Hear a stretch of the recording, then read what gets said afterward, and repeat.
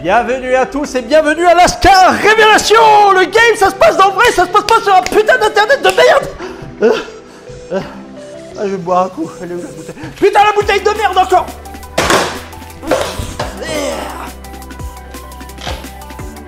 Bon, aujourd'hui, je vais t'apporter une technique infaillible pour draguer. C'est très simple. Tu as juste besoin d'être footballeur, beau et blindé. Et avec ça, tu vas avoir toutes les meufs. Bon, tu n'as pas besoin d'être beau. Juste si tu es blindé, ça suffit. Tu n'es pas blindé? Bon, bah alors, reste avec moi. Parce que moi aussi, je suis un clochard. Et j'ai réussi à avoir des filles grâce à cette technique. On t'a toujours appris qu'il faut parler beaucoup quand on rencontre une fille. Tu vois, ouais, j'étais sur la lune, ouais, moi je fais ça, ouais, moi je fais du Krav Maga, je me suis battu contre 5 mecs. C'est faux, c'est absolument faux. Et je vais te dire quelle est la technique pour pouvoir accrocher une fille émotionnellement. Et cette technique, ça s'appelle la technique des 30%. C'est quoi la technique des 30%? Et moi je sais c'est quoi la technique des 30%, c'est quand tu vas au supermarché, il y a des étiquettes et puis tu achètes moins cher. Putain, mais Jean-Michel, on est en train de parler de séduction. Putain, mais j'ai pas envie de te taper aujourd'hui. Allez, reste et... Allez, ramasse. Il comprend rien à mes cours, Jean-Michel. Il est toujours pareil. Il est gentil. Allez, reste là et puis écoute.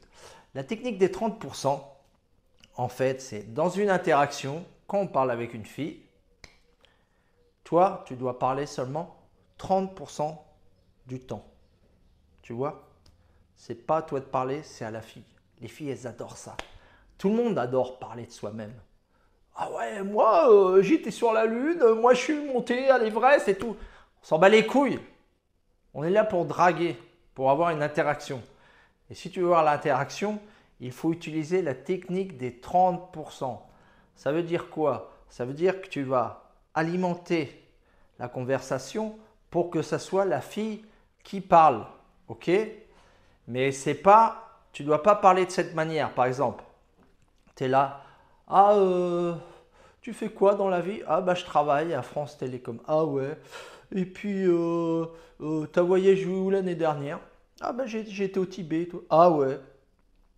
Et en fait, t'aimes faire quoi? C'est zéro ça. Zéro! Zéro! Et la plupart des clochards, c'est ce qu'ils font. On dirait un entretien d'embauche. On n'est pas dans un entretien d'embauche. En fait, la fille, elle n'aime pas ça, c'est bidon ça. Elle est en pilote automatique. Ce que tu dois faire, c'est rétroalimenter la conversation pour connecter avec elle émotionnellement. D'accord? Ça veut dire, ouais, puis t'aimes bien faire quoi dans la... Enfin, c'est quoi ton hobby principal et tout? T'aimes bien faire quoi? La fille, si elle dit, ah, moi j'adore la méditation. Ok, par exemple. Bah, si elle te dit ça, tu vas pas dire, ah ouais. Est-ce que tu as une voiture? Tu vois? Toi, si tu parles, t'es fou de Van Damme, comme moi. Tu parles, ah j'adore Van Damme, Bloodsport et tout. Et puis la fille, elle dit, ah ouais, qu'est-ce que ça te fait? Ça fait le coup de massue, boum. Bah, la fille, si elle adore la méditation, et tu lui dis, ah ouais, et tu parles tout de suite d'un autre thème, qu'est-ce qu'il fait? Il n'y a pas de connexion émotionnelle là-dedans. Donc, tu dois rétroalimenter ce qu'elle te dit, tu vois. Et le mieux, c'est de poser des petites questions pertinentes. Par exemple, elle dit, ouais, moi j'aime bien la méditation. Ah, la méditation? Et tu dis, ah ben je te voyais pas faire de la méditation, je te voyais plutôt comme une fille plutôt méchante. Tu vois, tu la taquines un peu et tu dis, mais jusqu'à quel grade de méditation tu es? En fait, tu lui donnes de l'alimentation et elle va adorer parler de ça. Et hop, et toi, tu lui racontes un truc, ça peut être mytho, c'est toujours mieux que ça soit vrai, ok? Et par exemple, elle te raconte, oui, moi je vais tous les matins au soleil, je donne le bonjour au soleil et tout ça, nanani, nanana. Et toi, ce que tu peux dire, ah ouais, moi aussi, moi j'adore quand j'escalade, quand je suis en train d'escalader, ce contact avec la roche, ce vent qui souffle, je sens le soleil qui est derrière moi sur le cou et je peux monter juste avec la force de mes mains je sens une libération en moi. J'ai jamais fait d'escalade. Jamais, jamais. Mais tu vois, tu crées une connexion avec la fille. Parce que la fille, elle va t'écouter. Tu n'es pas là en pilote automatique à te dire des conneries comme un entretien d'embauche. Ok? Et puis elle, pour esquiver les questions qui sont bidons, qu'elle peut te poser ouais, puis tu fais quoi dans la vie, nanani nanana, ça c'est zéro si tu réponds ah, moi je travaille à France Télécom. Comme dit SC Sans Pitié, faut pas lui dévoiler toutes tes cartes. C'est pour ça qu'il faut utiliser la technique des 30%. C'est comme si quand tu joues au poker, tu ne vas pas montrer tes cartes. Tu dois toujours garder un as dans la manche. Donc, il faut rester plutôt mystérieux. Et puis, aussi, de ne pas trop te prendre au sérieux. Ça ne veut pas dire, comme dit SC Sans Pitié, qu'il faut mettre ton habit de Bozo le clown et pour épater la galerie. Mais il ne faut pas être non plus un mort-vivant. Tu vois un Walking Dead, parce que la fille, elle va s'ennuyer. Si tu vois un Walking Dead, ah oui, moi je travaille à France Télécom. Ah, puis voilà, j'ai un appartement de 120 mètres carrés. Qu'est-ce que c'est que ça? Allez, clochard, dégage, dégage. Ah, moi aussi, j'aime pas les mecs comme ça. Bon, bah c'est bien, Jean-Michel, là, t'es bien. Allez, si tu continues comme ça, je t'achète une gaufre après à la kermesse d'Octeville. Bien, Jean-Michel. Tu vois, c'est pas plaisant. C'est pas du tout plaisant. Donc, ce que tu dois faire, c'est de pas trop te prendre au sérieux. Et dans les livres de Mystery et de The Game de Nelly Strauss, il te disait plutôt pour esquiver ces questions, SC Sans Pitié, il dit et toi tu bosses dans la CIA ou quoi? C'est pas tes oignons. Tu vois, c'est peut-être un petit peu violent. Ça peut marcher aussi parce que la fille elle va être impactée. Et dans un style plus comique, tu avais Nelly Strauss et Mystery, il disait des gros n'importe quoi pour esquiver ces questions. Il disait ah, tu fais quoi dans la vie? Ouais, ben moi je fais des habits spéciaux pour la NASA. Ah ouais, des habits pour la NASA? Ouais, je suis couturier. Moi je fais des habits pour les singes pour qu'ils aillent sur la Lune. Voilà, ils ont besoin ils vont pas aller dans la Lune sans habits, sinon ils vont exploser sur la Lune. Donc c'est moi qui confectionne. Tu vois, la fille dit qu'est-ce que c'est que ça? Mais hop, tu esquives la question, il va dire elle la ramasse, c'est pas grave. Tu vas la percuter parce que les gens en fait ils répondent toujours pareil. Et toi quand tu poses des questions à la fille, ouais tu fais quoi, tu travailles où? En fait elle va répondre en mode automatique. Bah, je travaille là, je suis caissière à Intermarché, et puis oui j'ai un chien, je le sors. Tu vois la fille elle est en pilote automatique, elle se fait chier. Tu dois lui poser plutôt des questions plutôt pertinentes. Tu vois genre si tu aurais 100 millions d'euros. Tu reçois 100 millions d'euros, qu'est-ce que tu ferais? Tu vois, et là, tu vois, elle va un petit peu s'amuser. Tu vois, c'est pas des questions normales. Et puis, par exemple, je sais pas si la fille, elle travaille à Intermarché et lui dit, si tu aurais pu accomplir ton rêve, ce serait quoi ton rêve, vraiment? Ce que tu aurais aimé faire dans la vie. Et là, en fait, tu vas connecter avec ses émotions. Tu vois, la fille, en fait, elle veut pas parler. Elles sont très émotionnelles, les filles. Et si vous rentrez dans un état comme ça, un peu émotionnel, vous rigolez, ou tu la taquines, elle s'énerve un peu, elle va rentrer dans le statut émotionnel. Elle va pas être en pilote automatique. Et puis surtout aussi, un tip que je vais te donner, il ne faut pas lui poser des questions qu'elle puisse répondre par oui et non. Tu vois, j'ai lu un livre très très bon, Ne coupe jamais la poire en deux, du plus grand spécialiste en négociation du CIA, tu vois, du FBI, avec des terroristes. Et en fait, il disait, tu ne dois jamais poser des questions que tu puisses répondre par oui ou non. Tu dois toujours poser des questions qu'elles puissent te répondre. Bah, comme je t'ai dit, si tu aurais 100 millions d'euros, qu'est-ce que tu ferais avec cet argent? Tu lui dis, si tu serais sur une île déserte et tu peux seulement prendre 3 objets, tu prendrais quoi? Tu vois? Et toi, tu peux avoir pensé avant. Elle va te dire un truc, toi, tu vas lui dire un truc. Vous pouvez dire des petites conneries, des petites blagues. Tu vois? Mais ça ne va pas être oui ou non. Est-ce que tu as une voiture? Oui. Est-ce que tu as un chien? Oui. Est-ce que tu es libre samedi? Oui. Tu vois, ça, c'est pas bon. C'est bidon, c'est zéro. Il faut connecter. Donc, tu dois la rétroalimenter. Puis, je vais te donner une technique de ce livre, Ne coupe jamais la poire en deux, qui vaut de l'or aussi. Pour la rétroalimenter, ce que tu fais, quand la fille elle te parle, il faut répéter toujours les 2 ou 3 derniers mots. Par exemple, si elle dit ouais, les vacances dernières, je les ai passées au Tibet. C'est pas pareil si tu dis ah, et les prochaines vacances, tu vas aller où? Ça veut dire que tu zappes ce qu'elle dit. Tu vois, il n'y a pas de connexion. Mais si elle dit l'année dernière, j'étais au Tibet. Et tu dis au Tibet? Et là, boum, elle va renchaîner. Elle va te dire un truc, ouais, j'ai vu les bouddhistes et puis j'ai appris un peu de chinois. Un peu de chinois? Ouais, j'essaie de dire namasté, nanani, nanana. Tu vois, ni hao.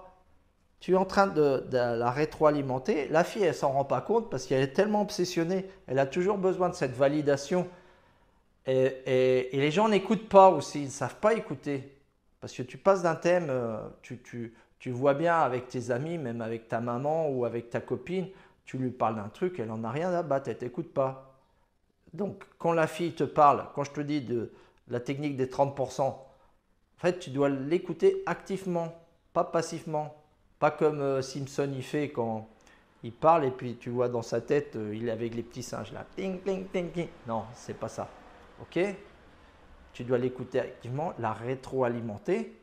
Et comme le truc de la méditation, par exemple, après tu lui dis, ouais, moi quand je suis dans les rochers, quand je suis accroché comme ça, quand j'ai le soleil qui me tape, tu vois.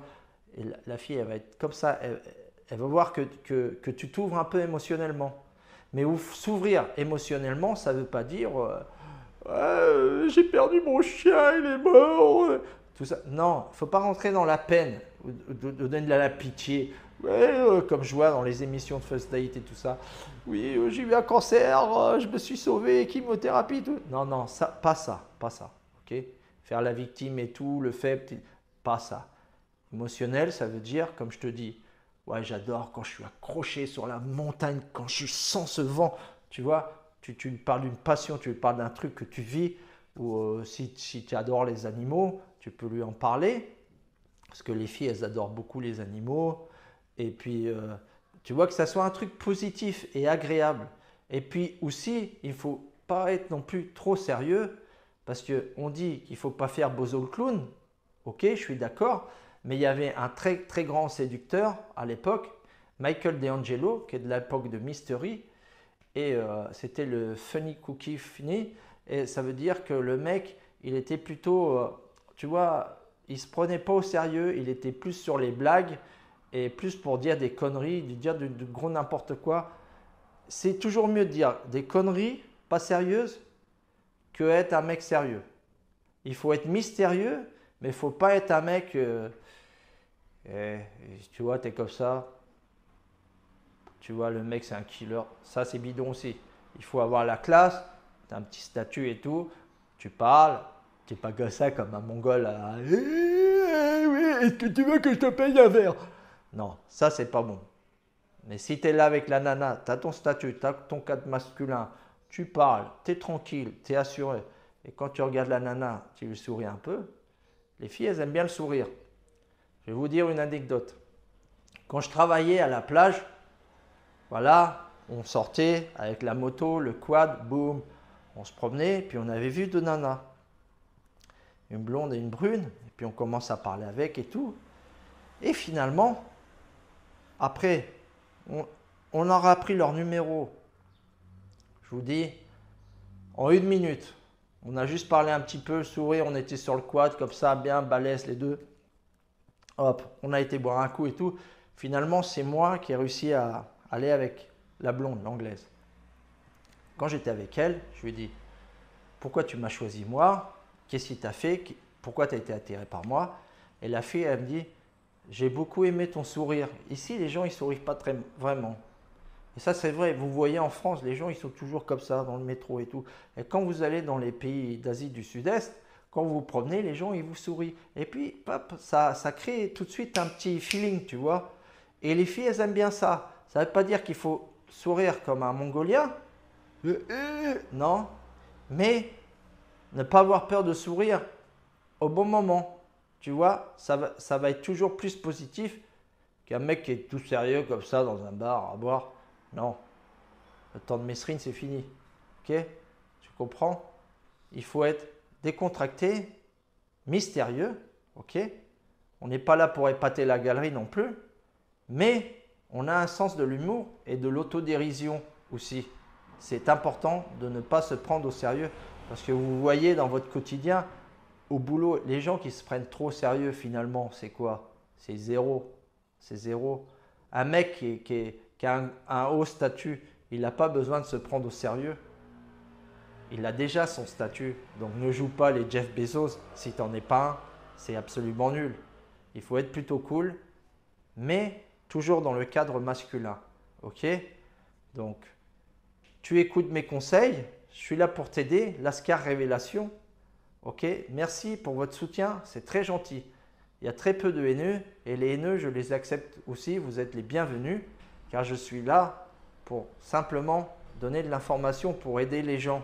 Cette information que moi j'ai eue, que j'ai pu appliquer, que j'ai lu beaucoup de livres et que j'ai pu tester sur le terrain. Ok? Pour ne pas faire les mêmes conneries que moi j'ai fait et pour avoir plus de succès avec les filles en étant un gros clochard. Ok? Parce que moi je suis le plus gros des clochards.